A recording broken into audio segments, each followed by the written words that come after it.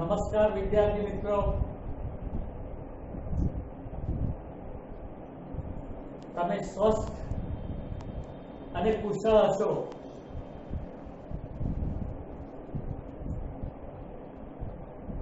આપણે અગાઉના પ્રશ્નમાં, અગાઉના વિડીયોમાં સત્યતા કોષ્ટકની રચના કઈ રીતે થાય છે અને તેની માહિતી આપણે મેળવી હતી. આજે આપણે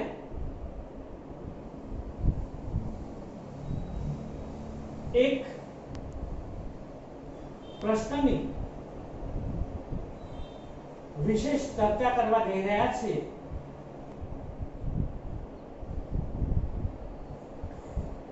પ્રશ્ન છે, જટિલ સંયુક્ત વિધાન માટેનું સત્યતા કોષ્ટક રચો અને તેની સમજૂતી આપો. તો પ્રશ્નનું નામ છે જટિલ સંયુક્ત વિધાન માટેનું સત્યતા કોષ્ટક, સત્યતા કોઠો રચો અને તેની સમજૂતી આપો. આવો પ્રશ્ન બોર્ડની પરીક્ષામાં બી વિભાગમાં 3 ગુણનો પૂછાય છે, 3 માર્ક્સનો પૂછાય છે આ પ્રશ્ન. અને પુસ્તકમાં મનોયત્ન 1.4 માં એ આપેલા છે એના ઉદાહરણ, અને એમાંથી એક પ્રશ્ન પૂછાય છે. તો અહીંયા જટિલ સંયુક્ત વિધાન માટેનું સત્યતા કોષ્ટક રચી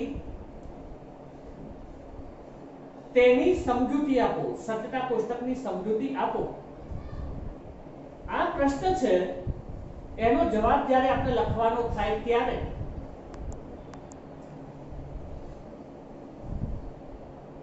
એના માટે મેં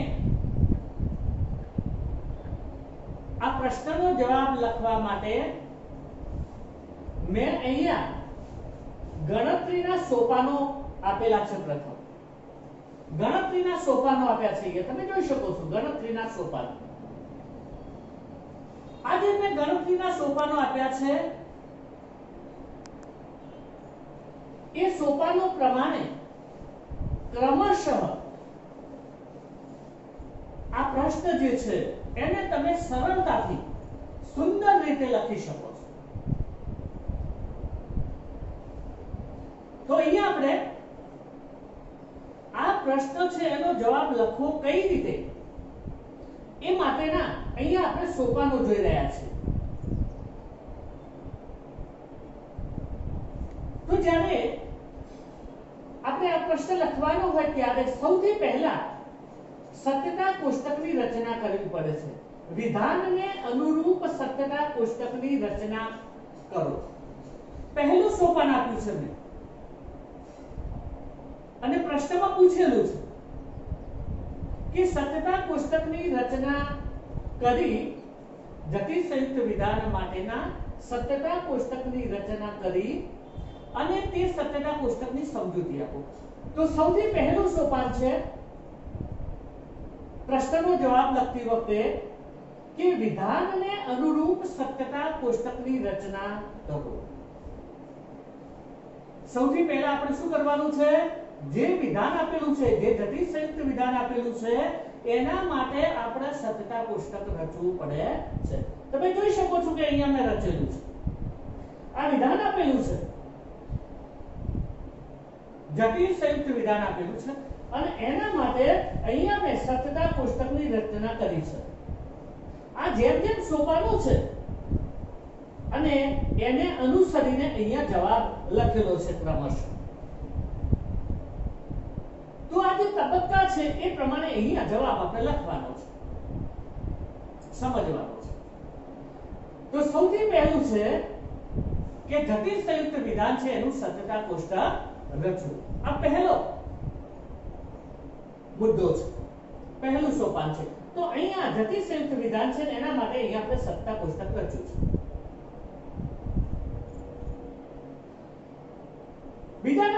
જોઈએ કે સત્યતા કોષ્ટકની સમજૂતી.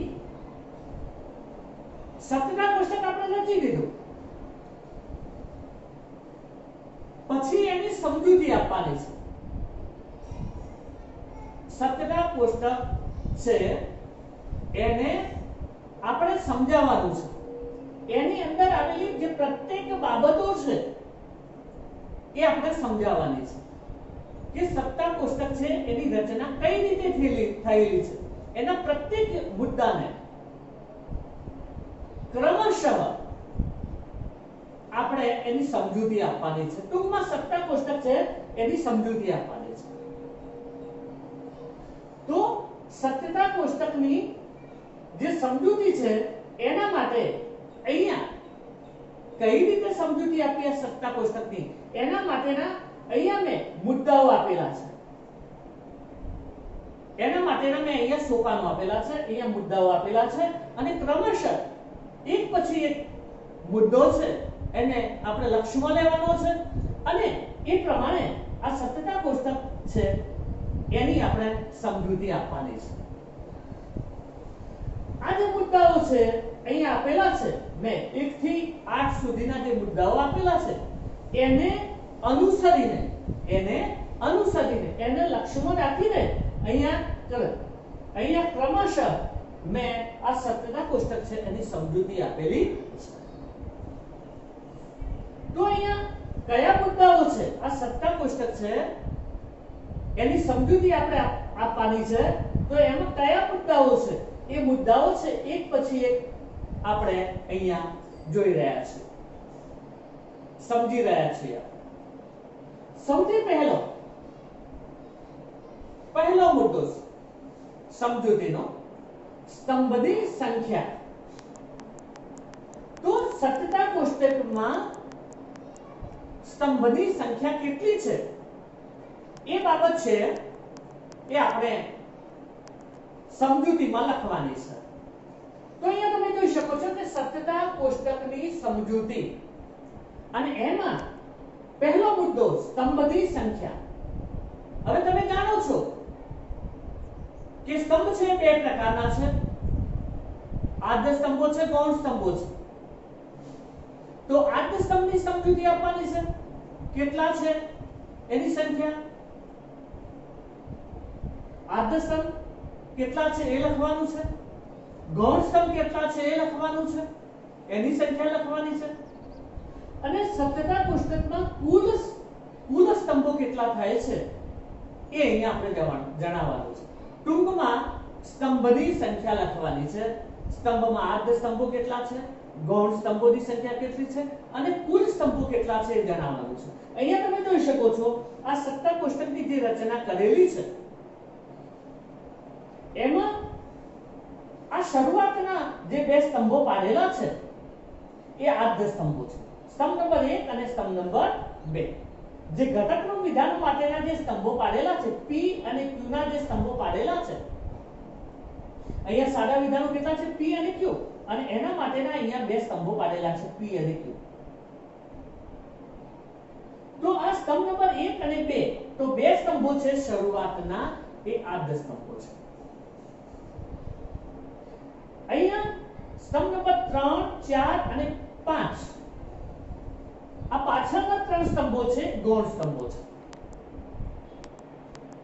અને એની સંખ્યા 3 છે. 3, 4 અને 5 એટલે 3 ગૌણ સ્તંભો છે આ સત્તા કોષ્ટકમાં. અને કુલ સ્તંભો આપણે જોઈએ તો કેટલા છે 5. તો બે આદ્ય સ્તંભો છે, 3 ગૌણ સ્તંભો છે અને કુલ સ્તંભો કેટલા છે 5 આ સત્તા કોષ્ટકમાં. તો મેં અહીંયા લખેલું છે એ બાબતો જો પહેલો મુદ્દો છે એ જ અહીંયા મેં સત્તા કોષ્ટક નીચે સમજૂતીમાં લખેલો છે કે સત્તા કોષ્ટકમાં બે આદ્ય સ્તંભો અને 3 ગૌણ સ્તંભો છે અને આમ કુલ 5 સ્તંભો આ સત્તા કોષ્ટકમાં આવેલા છે. આ રીતે પહેલો મુદ્દો જે અહીંયા આપેલો છે એને અનુસરીને અહીંયા મેં સમજૂતી આપી છે સત્તા કોષ્ટક. બીજા નંબરનો મુદ્દો આપણે જોઈએ સત્તા કોષ્ટકનો બીજા નંબરનો મુદ્દો જોઈએ આપણે સમજૂતીનો. તો હરોળની સંખ્યા જણાવો. સત્તા કોષ્ટકની સમજૂતી આપીએ ત્યારે સત્યતા કોષ્ટકમાં હરોળોની સંખ્યા કેટલી છે એ આપણે જાણવાની છે. તો આપણે જોઈ શકીએ છીએ કે અહીંયા સત્તા કોષ્ટકમાં હરોળોની સંખ્યા કેટલી છે? 1 2 3 અને 4. બે સાદા વિધાનો આપેલા છે p અને q અને એના મૂલ્યની શક્યતાઓ 4 છે એટલે અહીંયા 4 હરોળો પાડેલી છે. તો અહીંયા હરોળો કેટલી છે? 4. બીજા નંબરમાં હરોળની સંખ્યા જણાવો તો અહીંયા મેં લખ્યું છે બે સાદા વિધાનો હોવાથી કોષ્ટકમાં 4 હરોળ પડે છે. આવું સ્પષ્ટ મેં સમજૂતી આપેલી છે. ત્રીજા નંબરમાં આપણે જોઈએ સત્યતા કોષ્ટકની સમજૂતી આપણે આપી રહ્યા છીએ. ત્રીજો સ્તંભ આપણે જોઈએ આદ્ય સ્તંભ અને ગૌણ સ્તંભની રચનાનો આધાર. આદ્ય સ્તંભો અને ગૌણ સ્તંભો એની રચનાનો આધાર, એની રચના શાના આધારે થયેલી છે?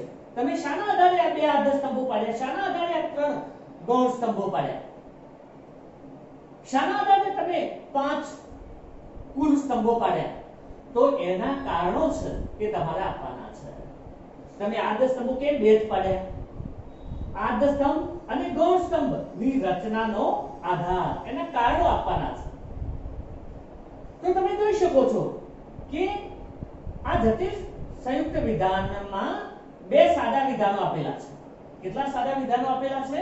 2. અને એટલે અહીંયા આદ્ય સ્તંભો કેટલા પડે છે? 2 પડે છે. બે સાદા વિધાનો છે p અને q. બે સાદા વિધાનો હોવાથી 2 આદ્ય સ્તંભ પડે છે એવું મેં લખેલું છે. તો બે સાદા વિધાનો હોવાથી અહીંયા જો આદ્ય સ્તંભ અને ગૌણ સ્તંભની રચનાનો આધાર. કેમ બે આદ્ય સ્તંભો પાડ્યા? તો સ્તંભો જે પાડ્યા છે એના કારણો તમારે જણાવવાના છે. તો બે આદ્ય સ્તંભો અહીંયા પાડ્યા છે, p અને q નો આદ્ય સ્તંભ પાડ્યો છે. એનું કારણ કે અહીંયા સાદા વિધાનો કેટલા છે? 2. p અને q એવા બે સાદા વિધાનો આવેલા છે માટે આ સત્યતા કોષ્ટકમાં બે આદ્ય સ્તંભો પાડવામાં આવેલા છે. અહીંયા જોઈ શકો છો p અને q બે સાદા વિધાનો હોવાથી બે આદ્ય સ્તંભ પડે. ગૌણ સ્તંભની રચનાનો આધાર. આદ્ય સ્તંભ અને ગૌણ સ્તંભની રચનાનો આધાર. ગૌણ સ્તંભો અહીંયા આપણે તમે જોઈ શકો છો કે કેટલા પાડ્યા છે? 1 2 અને 3. 3 4 અને 5. ત્રીજા નંબરનો, ચોથા નંબરનો અને પાંચમા નંબરનો જે સ્તંભ છે એ અહીંયા કયા છે? ગૌણ સ્તંભો છે. તો ગૌણ સ્તંભોની રચના શાના આધારે આપણે કરેલી છે અને એનું કારણ પણ તમારે જણાવવાનું છે સમજૂતીમાં સત્યતા કોષ્ટકની. તો અહીંયા તમે જોઈ શકો છો સત્યતા કોષ્ટકનું નિરીક્ષણ કરો તો એમાં તાર્કિક કારકો કેટલા આવેલા છે? 3. આ જે જટિલ સંયુક્ત વિધાન છે એમાં તાર્કિક કારકો કેટલા આવેલા છે? 3. કયા કયા? વિકલ્પન, શરતી અને નિષેધ. વિકલ્પન, શરતી અને નિષેધ આવા 3 કારકો આવેલા છે અને તેથી 3 ગૌણ સ્તંભ પડે છે. તમે જાણો છો કે સત્યતા કોષ્ટકમાં ગૌણ સ્તંભો કેટલા રચવા તો તાર્કિક કારકો જેટલા આપ્યા હોય એની સંખ્યાના પ્રમાણમાં ગૌણ સ્તંભની રચના થાય છે. તો અહીંયા તાર્કિક કારકો કેટલા છે? એક વિકલ્પન, શરતી અને ત્રીજું નિષેધ. આ 3 કારકો અહીંયા આવેલા છે અને માટે અહીંયા ગૌણ સ્તંભ કેટલા પડે છે? 3 ગૌણ સ્તંભ અહીંયા પાડવામાં આવેલા છે. ત્રીજા નંબરનો, ચોથા નંબરનો અને પાંચમા નંબરનો સ્તંભ કયો છે? ગૌણ સ્તંભ છે. તો આદ્ય સ્તંભ અને ગૌણ સ્તંભની રચનાનો આધાર આપણે કારણ જણાવી રહ્યો કે આદ્ય સ્તંભો 2 પાડ્યા, ગૌણ સ્તંભો 3 પાડ્યા. એના કારણો આપ્યા કે બે સાદા વિધાનો છે માટે 2 આદ્ય સ્તંભ પાડ્યા, 3 તાર્કિક કારકો આવેલા છે અને માટે એમાં 3 ગૌણ સ્તંભો આપણે પાડેલા છે. તો આદ્ય સ્તંભ અને ગૌણ સ્તંભની જે રચના કરી છે એના કારણો જણાવ્યા પછી આપણે આગળ આ જે સત્યતા કોષ્ટક છે, આ જે જટિલ સંયુક્ત વિધાન છે એમાં સર્વોપરી કારક જણાવી વિધાનના પ્રકારનો નિર્ણય લો. ચોથા નંબરના મુદ્દામાં શું કરવાનું છે? સર્વોપરી કારક છે એ તમારે આમાં નક્કી કરવાનું છે. કયો સર્વોપરી કારક છે, કયું મુખ્ય કારક છે એ જણાવવાનું છે સમજૂતીમાં. અને પછી એના આધારે સર્વોપરી કારકને આધારે જટિલ સંયુક્ત વિધાનના પ્રકારનો નિર્ણય તમારે લેવાનો છે. એનો પ્રકાર જણાવવાનો છે. તો તમે જોઈ શકો છો અહીંયા સત્તા કોષ્ટકનું નિરીક્ષણ કરીએ તો અહીંયા આ વિધાનમાં કાઉન્સ બાદ કયા કારકો છે? શરતી અને નિષેધ. કેટલા કારકો છે કાઉન્સ બાદ? બે કારકો છે, શરતી અને નિષેધ. પણ મેં તમને અગાઉ કહેલું છે સત્તા કોષ્ટકની રચના વખતે કે એકમુખી કારક સાથે જો દ્વિમુખી કારક કાઉન્સ બાર હોય તો હંમેશા દ્વિમુખી કારક સર્વોપરી કારક કહેવાય. કારણ કે નિષેધ તો માત્ર p ના પૂરતું જ સીમિત છે, જ્યારે શરતી છે એ આખા વિધાનને લાગુ પડે છે અને દ્વિમુખી કારક છે. એટલે અહીંયા સર્વોપરી કારક કયો છે? શરતી. આખા વિધાનને લાગુ પડે છે, આખું વિધાન એના ક્ષેત્રમાં આવે છે, આખું વિધાન એનો વિસ્તાર છે. એટલે સર્વોપરી કારક આ વિધાનમાં કયું છે? શરતી. અને તેથી આપેલું વિધાન કયા પ્રકારનું છે? જટિલ શરતી પ્રકારનું બને છે. તો શરતી સર્વોપરી કારક જણાવી વિધાનના પ્રકારનો નિર્ણય લો. તો શરતી સર્વોપરી કારક છે. આપેલા જટિલ સંયુક્ત વિધાનમાં શરતી સર્વોપરી કારક છે અને તેથી આપેલું વિધાન કેવું છે? જટિલ શરતી વિધાન બને છે. તો આ રીતે આપણે આ ચોથો મુદ્દો છે એ લખ્યો છે. પાંચમા નંબરનો મુદ્દો આપણે જોઈએ. નંબર 5, ઘટકરૂપ વિધાનો જણાવો અને તેના નામનો ઉલ્લેખ કરો. ઘટકરૂપ વિધાનો અને તેનું નામ આપણે આપવાનું છે. કે આપેલું જે જટિલ સંયુક્ત વિધાન છે એ અગાઉ આપણે જોઈ ગયા કયા પ્રકારનું છે? શરતી પ્રકારનું. તો શરતીના ઘટકરૂપ જે વિધાનો છે એનો આપણે ઉલ્લેખ કરવાનો છે. તો આપેલું વિધાન જટિલ શરતી પ્રકારનું છે અને તેના બે ઘટકરૂપ વિધાનો છે એને અનુક્રમે પૂર્વાંગ અને ઉત્તરાંગ તરીકે ઓળખવામાં આવે છે. તો એ તમે જોઈ શકો છો પાંચમા નંબરનો મુદ્દો. તો p વિકલ્પન q એ શરતીનું પૂર્વાંગ છે. p વિકલ્પન q એ આ શરતી વિધાન છે એનું શું છે? પૂર્વાંગ છે. અને નિષેધ p એ તેનું ઉત્તરાંગ છે. તો p વિકલ્પન q એ કેવું છે? પૂર્વાંગ છે. અને નિષેધ p એ આ જટિલ સંયુક્ત વિધાન કેવું છે? ઉત્તરાંગ છે. તો આ રીતે જે ઘટકરૂપ વિધાનો છે એનો આપણે ઉલ્લેખ કરવાનો છે. આગળ જોઈએ આપણે છઠ્ઠા નંબરનો મુદ્દો. અહીંયા નંબર 6, વિધાનમાં સમાવેશ પામતા પ્રત્યેક કારકના ક્ષેત્રની સ્પષ્ટતા કરવી. તો આ વિધાનમાં જેટલા કારકો આવેલા છે એની આપણે સ્પષ્ટતા કરવી પડે. અહીંયા તમે જોઈ શકો છો કેટલા કારકો આવેલા છે? વિકલ્પન, શરતી અને નિષેધ. આ 3 કારકો આવેલા છે. પણ પ્રત્યેક કારક છે વિધાનના કેટલા ભાગને લાગુ પડે છે આની સમજૂતી આપણે આપવી પડે છે સત્તા કોષ્ટક નીચે. તો અહીંયા તમે જોઈ શકો છો કે આ વિકલ્પન કારક છે એ માત્ર એનો વિસ્તાર કેટલો છે? એનું ક્ષેત્ર કેટલું છે? નાના કાઉન્સ પૂરતું સીમિત છે. તો વિકલ્પન છે એનું ક્ષેત્ર છે એ નાના કાઉન્સ પૂરતું સીમિત છે. તો p વિકલ્પન q પૂરતું સીમિત છે. વિકલ્પનનું ક્ષેત્ર કેટલું છે? p વિકલ્પન q પૂરતું સીમિત છે. જ્યારે તમે જોઈ શકો છો કે નિષેધ છે એનું ક્ષેત્ર કેટલું છે? માત્ર p વિધાન પૂરતું સીમિત છે. જ્યારે શરતીનું ક્ષેત્ર કેટલું છે? સમગ્ર વિધાન. આ એનું પૂર્વાંગ છે, આ એનું ઉત્તરાંગ છે.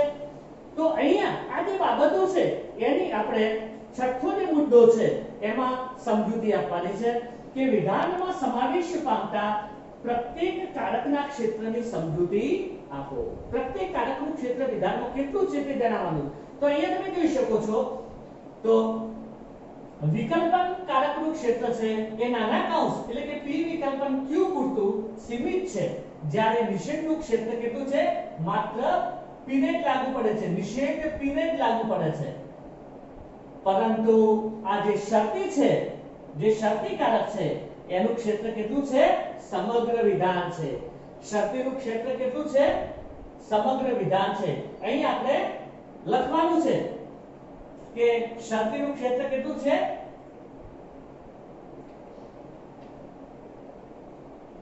શરતીનું ક્ષેત્ર,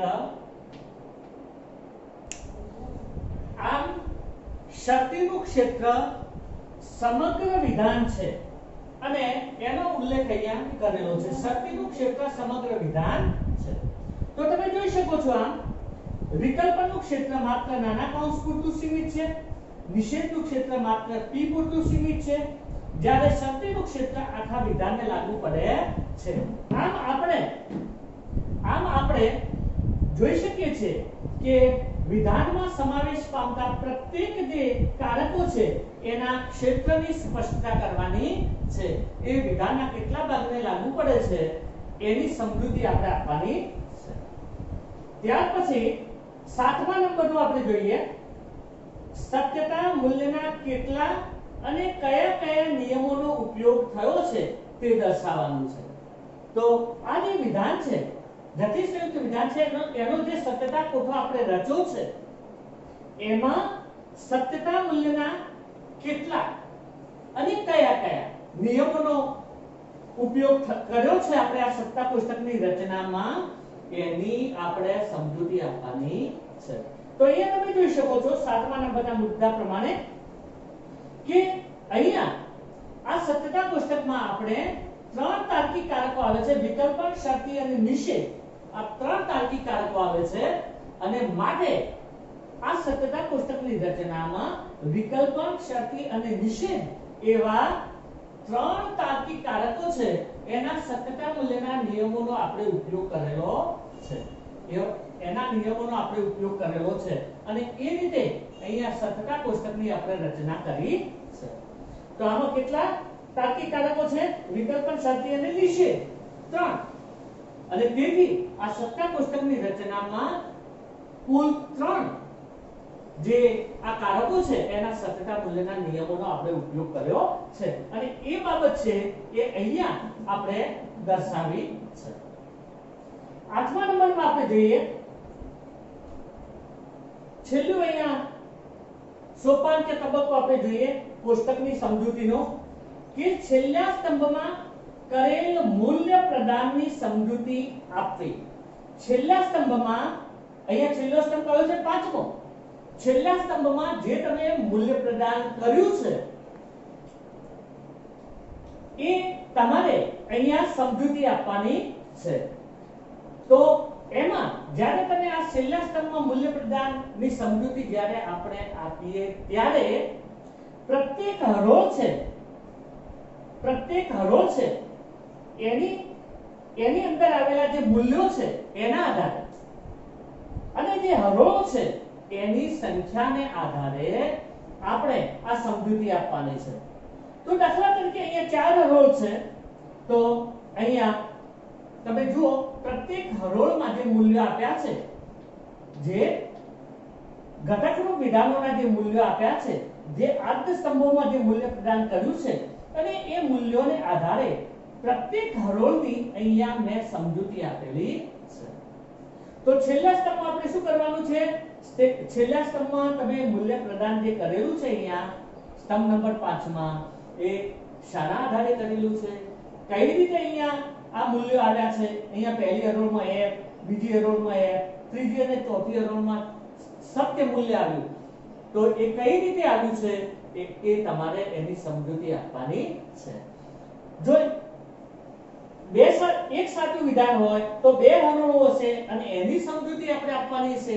અહીંયા 2 સાચા વિધાનો છે p અને q, એટલે એના આધારે અહીંયા 4 હરોળો છે એટલે અહીંયા 4 હરોળોની સમજૂતી આપી છે. જો 8 હરોળ હોય તો 8 હરોળની સમજૂતી આપવી પડે આપણે અને 16 હરોળ હોય તો 16 હરોળની સમજૂતી આપવી પડે. પણ 16 હરોળ આવે એવો કોઈ પ્રશ્ન પૂછાશે નહીં કે જેમાં 16 હરોળ આપણે દોરવી પડે. એટલે અહીંયા આપણે જોઈ શકીએ છીએ કે હરોળો કેટલી છે 1 2 3 અને 4.